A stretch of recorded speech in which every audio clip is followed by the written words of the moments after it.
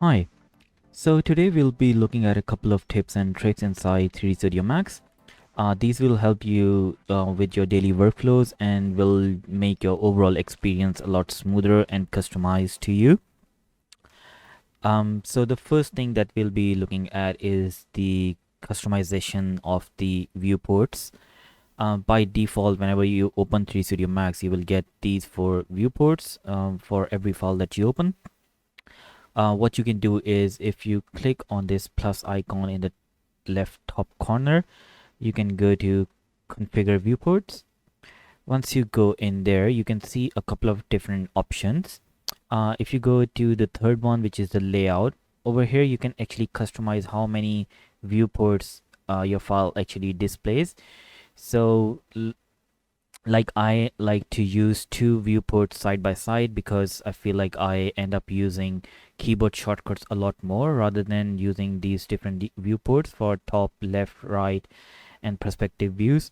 So what I like to do is have two viewports side by side, and I will have my Corona camera on one side, and the other side I will basically use it as a workspace in which basically I'll be constantly shifting between perspective views, top views, side views, and you don't need all the other extra viewports. But if you feel like um, you're someone who actually uses those viewports, so you can like choose again like different viewports.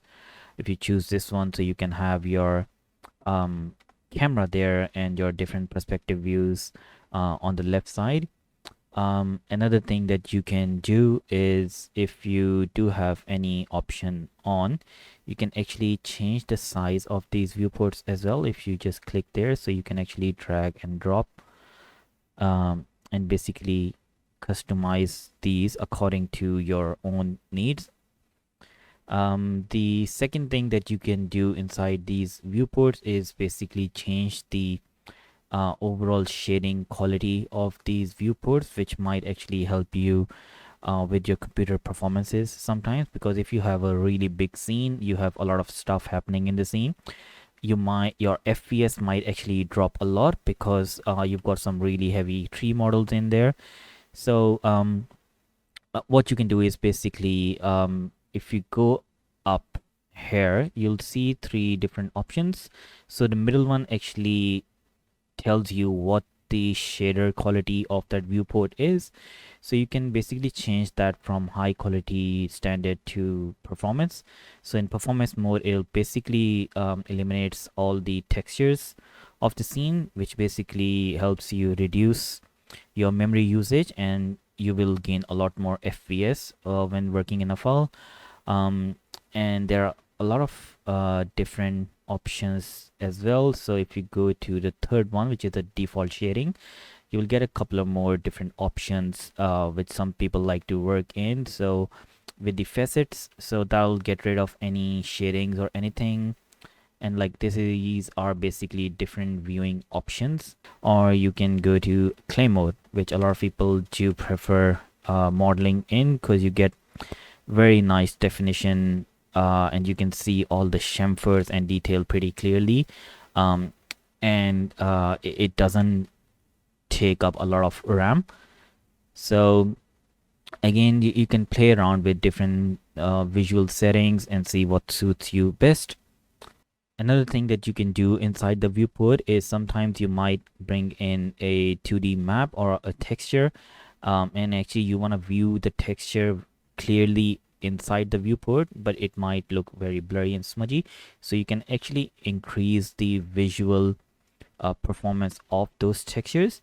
So over here, you've got three different settings for different textures. So you've got your baked procedural maps, your texture maps, and your viewport background environments. So by default, the texture maps are always set to 512 pixels. So if you want to view like a 2K texture at a clear, so you can go 2048 and you'll see all the viewports will refresh. This will take up more memory in terms of usage, but you will get clearer textures in your viewport if you do use that feature a lot. But I would suggest keeping all these values really low, so it doesn't disturb your workflow and doesn't make the file too heavy.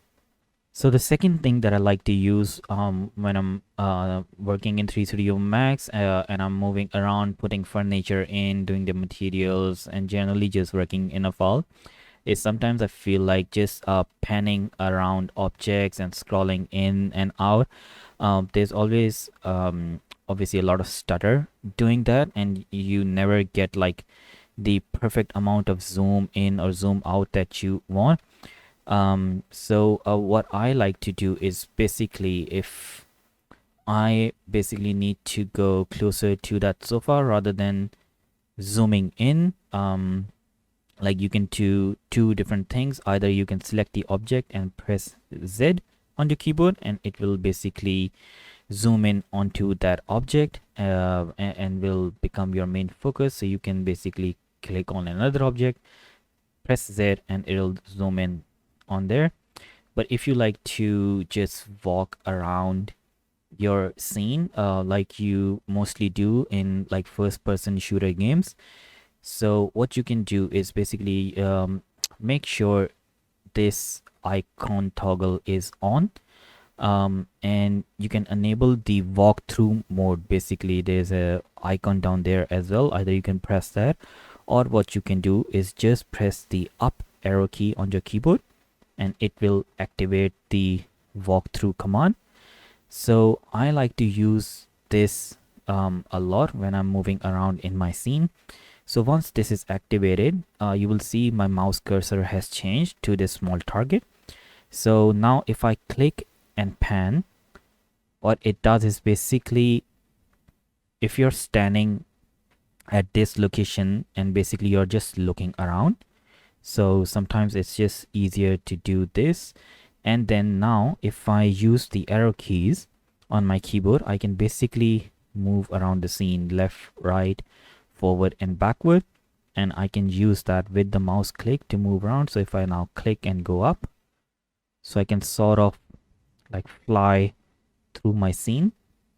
And the second thing that you can do is basically sometimes it might happen that you switch on this walkthrough, but you are, when you try moving through the scene, the speed is really slow that you can't even use this command anymore. So the way that you increase and decrease your speed is basically you press the bracket open and bracket close shortcut keys on your keyboard. So if I keep pressing the bracket close option, so you'll notice the speed of the movement is getting faster, and now anywhere I go, that'll speed stay constant. And if I want to slow it down, I'll just press the other bracket option and it just slowed it down. So I just feel like it's just sometimes a lot easier, especially when you're setting up cameras and you want to make those finer adjustments. Sometimes it might be easier to do it this way. So the next thing we'll be looking at is the ignore zoom extents. This will help you basically when you're working on bigger scenes and you've got a lot of stuff around your scene, like as compared to other scenes. Like this scene is fairly small, there's just one small space here.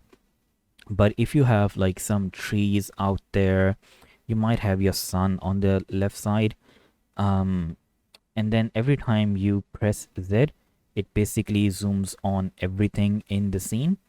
So again, I don't need to see these at all when I'm extending my zoom. So what I can do is select anything that doesn't require for me to zoom into. So I can just select them, go right click, object properties, and I can add them to ignore extents. So once I've done that, press OK.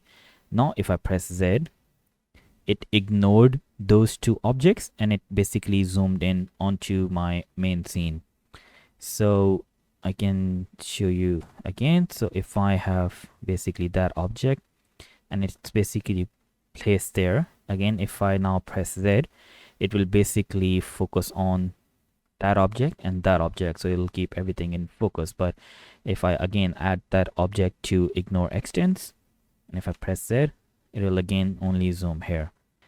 So the next thing that I always like to do when I'm working, especially on an interior scene, is sometimes it gets really hard to actually visualize the scene from further away, because um, you might basically hide the roof to look inside to basically place the furniture into its location. The way that I basically like to do is I always select the roof. I'll go to my modifier panel. I'll add basically another extra edit poly on top. Doesn't matter if you have one down there, but I always like to keep this step separately so I can always go back if I want to. I will switch to the polygon mode and I will select the top face of that ceiling. So not the bottom one. I'm not selecting the bottom one, but the top face, and I will delete this face. And that's it. I will click out, and then I will go to display settings and I will enable Backface Cull. What this will do is basically you'll see, so now if I look from top, I can see everything inside clearly. I can even select them. I can move them around. Everything's easy. Nothing's obstructing my view. And the good thing about this is basically it doesn't actually delete the ceiling. So if I go inside my scene, you'll see the roof is still there. So what it does is basically, because a solid object, it usually they have two faces, one at the bottom, one at the front.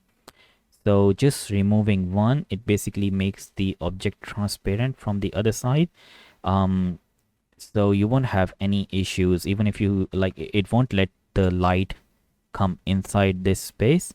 Like if I actually render this out, it will render it with the ceiling, but it's just visually it removes it, so it just makes it easier for you to work in a file. So the next thing we'll be looking at is the select and place option. So by default, if you have an object, like I've got that book there and I want to place that book onto the table, rather than basically bringing it close here and then placing it down like this, it again, you might not get the perfect result. So what you want to do is basically choose this option, select and place. So just click it once, and now what it will do is basically it will take the base pivot point of this object, and you can click and drag it to basically place it anywhere you want. It just works really well and will save you a lot of time. The only limitation with this option is basically your pivot point needs to be at the bottom, so that's where it basically places the object. But what you can do is basically, if you right click on the select and place option, you will see this dialog box. So enable pillow mode. I would suggest to use this mode by default always, because it works a lot better rather than using the base as a pivot. So let me show you what this will do. So to enable it, I'll just click it once and now close the box. Now basically what will happen is it will ignore the object's pivot and it will consider the object as a whole solid, and anytime it interacts with any object, it will place it on it perfectly. So now I've just taken that and placed it on the table, and as you can see, it's perfectly placed on the table. So if I group them, so by default you don't have any option on, so when I select and place, it will do that because the base of the pivot is in the center. So it's just taking that as the base and just placing it on the surface according to that. But once I enable the pillow mode, and now with that option enabled, I click and drag, again works perfectly in a group, doesn't matter, it doesn't need to be one single object, and it just works perfectly fine.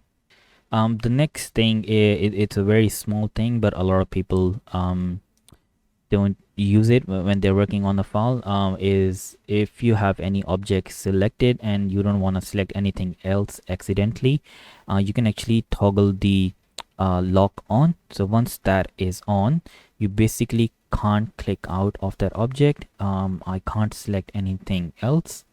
So once I'm done placing that object where I want it to be placed, then I can untoggle this, or you can use the short key for it. So if you select any object, you can just press spacebar on your keyboard and it will enable that option, and pressing it again will disable it.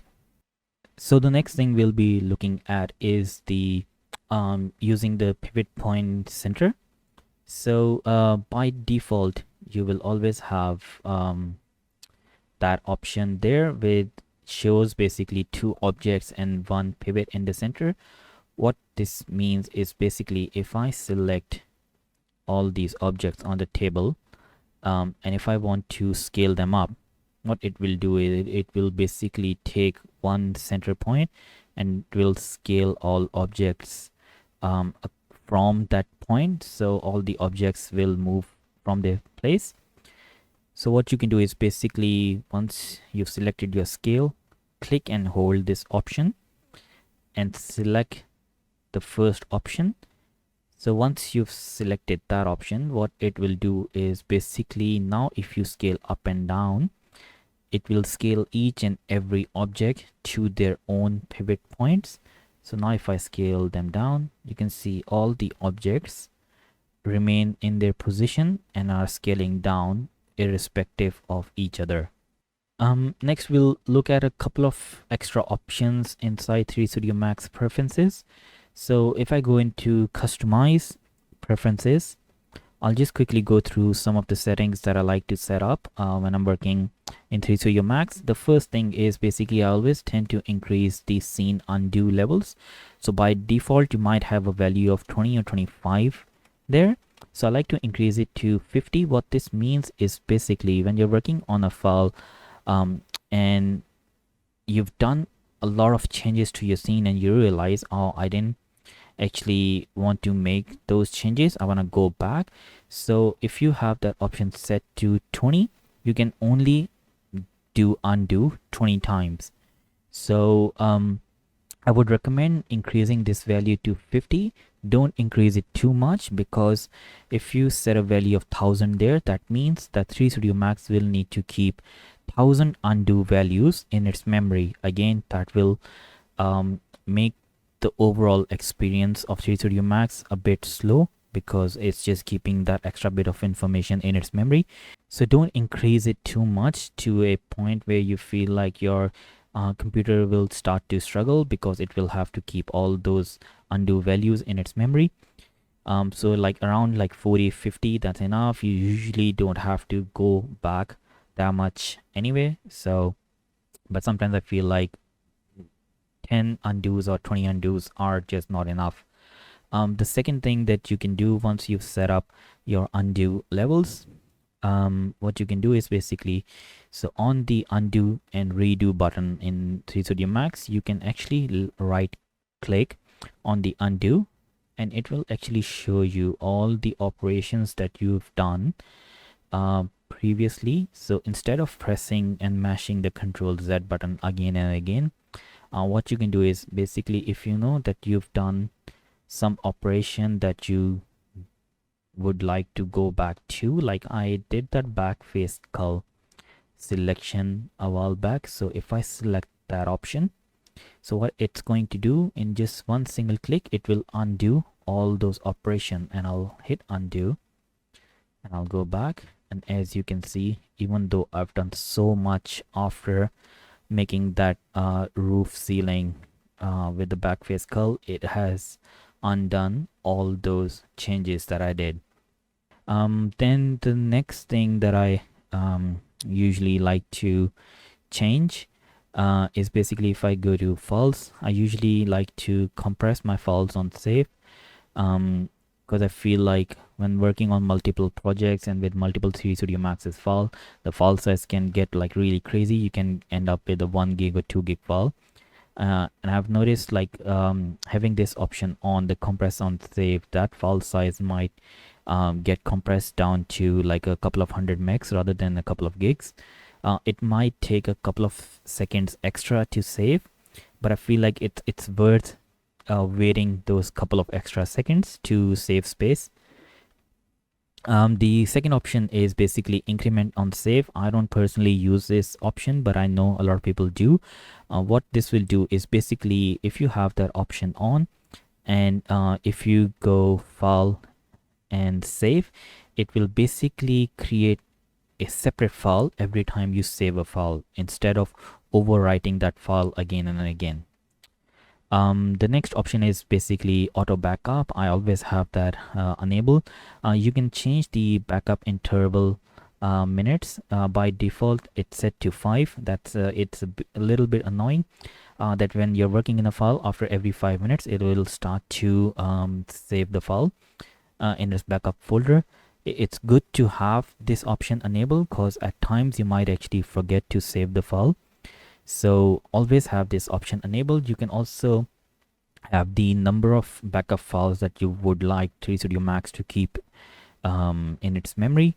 So by default 3 files is enough, and like a backup interval of 15 minutes to 30 minutes usually works really well. So the last setting that I usually change is basically sometimes when you import a model, you might see that if you go to preferences, like your precision might have changed to 6. What this will do is basically if I select anything and if I go into move tool, you will see that after the decimal I'm getting 6 extra digits, which again is a bit of an overkill. I don't need that many digits after my decimal. So to keep that section a bit more clean, again I'll go to my preferences and I'll bring that down to 2, so it will round off those values to 2 decimal places rather than 6, because I think 2 is enough. You don't even need that much decimal places because you're not working on that small scale.